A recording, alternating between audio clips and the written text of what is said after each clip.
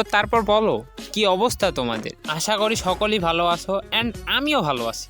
আজকে তোমাদের জন্য এমন একটা ম্যাচ নিয়ে এসেছি যে ম্যাচটা দেখার পর তোমরা নিজের মুখে স্বীকার হতে বাধ্য হবা যে ভাই আসলেই তো আপনি প্রো প্লেয়ার।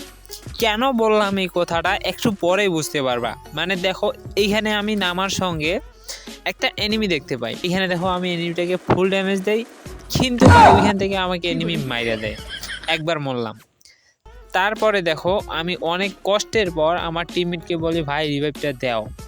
বিশ্বাস কর সুমন ভাই, এখানে তুমি রিভাইভ দেওয়ার পর এইখানে আমি এয়ারড্রপে নামি, এয়ারড্রপটা লুট করি। তারপর বাইরে আরও কিছু লুট করার পর যখন গাড়ি নিয়ে আমি ঠিক এইখানে ঢুকি, ভাই দেখো ভিতরে কত এনিমি অ্যান্ড ভাই একটারে আমি ক্যারেক্টার স্কিল দিয়ে আটকাই দিয়েছি, তারপর পুরো ড্যামেজ, কিন্তু এইখানেও আমি মারা যাই দুইবার। তারপরে এইখানে আরও অনেক কষ্টের পর দেখো আবার আমাকে রিভাইভ দেয়।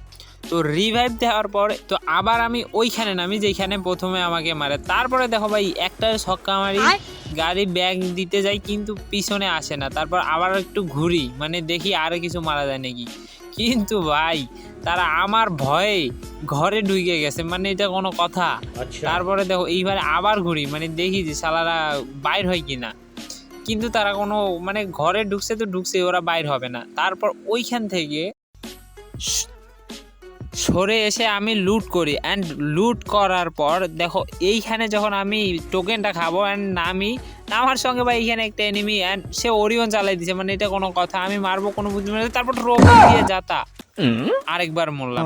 মানে এই ম্যাচে বিশ্বাস করো সুমন ভাই যে আমার সাথে কি কি ঘটনা ঘটে তুমি শুধু খালি দেখতে থাকো আর মনে রাখো যে আমি আসলে মরতাছি কয়বার। তারপরে এইখানে সুমন ভাই আবার আমাকে রিভাইভ দেয়।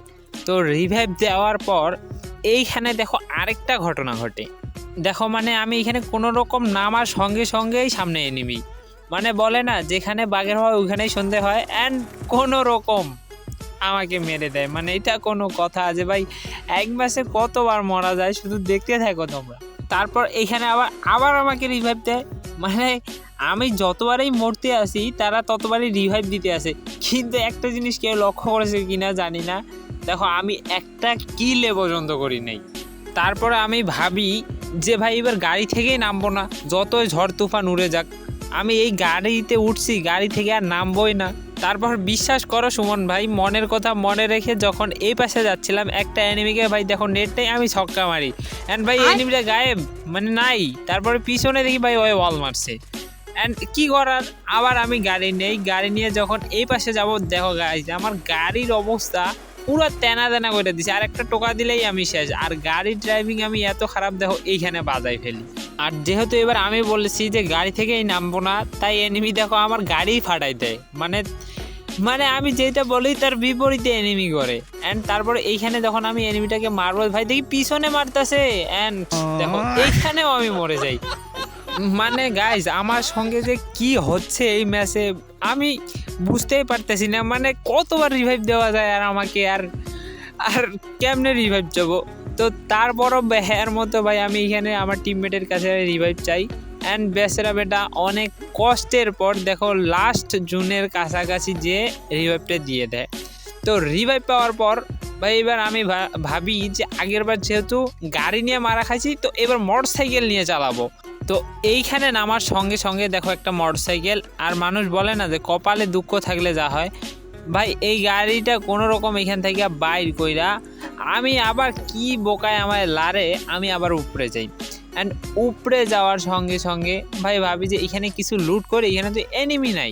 এই কথা বলতে বলতে দেখো আমাকে ফুল ড্যামেজ দেয়। তো আমি কাভার নেওয়ার জন্য যখন এই পাশে যাব আবার মারা খাই, মানে এইটা কোনো কথা?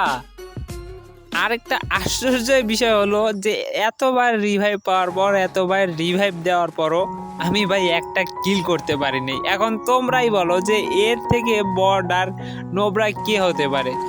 তো অনেক কষ্টের পর দেখো আমি রিভাইভ একটাও কিল করতে পারিনি, কি যে আমার টিমমেট অনেক কষ্টের পর লাস্ট এনিমিটাকে মেরে অবশেষে ভাই বুইয়াটি নিয়ে নেয়।